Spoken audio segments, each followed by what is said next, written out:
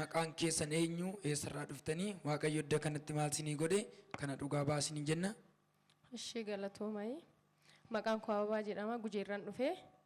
Waaqayyo iddoo kanatti kan naa godhe baay'ee na dhukkubaa ture dugda kana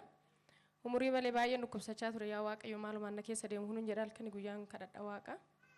guyyaa tokko as dhufeetanii afuura hamaatu narraa jedhanatti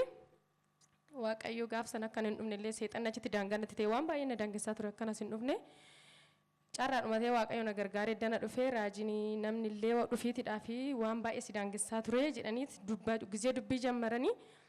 achumaan asii nan kufee hafuura hamaatu narraa caraane dugda kana baay'ee waggaa afurii baay'ee rakkachaa ture narraa caraanii narraa ifatanii Waaqayyo na gargaaree danatti fayyee sabni Waaqayyo na galateeffadhaan jedha. Egaa akka iddoo kana dhufne seexanni yaalii baay'ee godhe otoo si dhukkubuu gara kana dhufte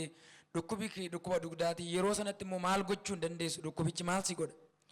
Wal jechuun danda'u gadi jechuun danda'u firaashinii fi dugdi koo waliin argatu halkan irree rafiitiin danda'u guyyaa baay'ee tiraasii akkana godhetanii hirkadhee ta'a halkanii siruma bakka sadarkaa dhumantaan irraan ture bakka waan tokko lafa fuudhee too akkana gadi jedhee wal jechuu illee danda'u Waaqayyo gatii malee waan takka odoon kaffalee Waaqayyo na caana baasee ilil jedha Waaqa na galateeffa.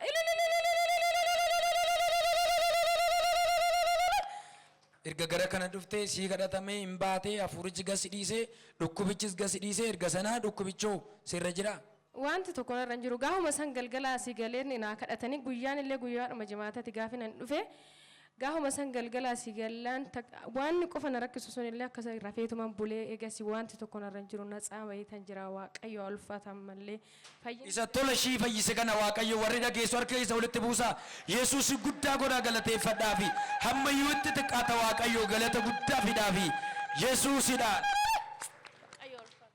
Kanaaf amma waan kaleessan goone sana dugda sabni kun akka laalu ol jedhii itti argisiisi. Warri kana argitu ammayyuu Yesuusiif galata kaleessa gajjechuu ol jechuun danda'u jechaa jiru Waaqayyoof galata sirrii.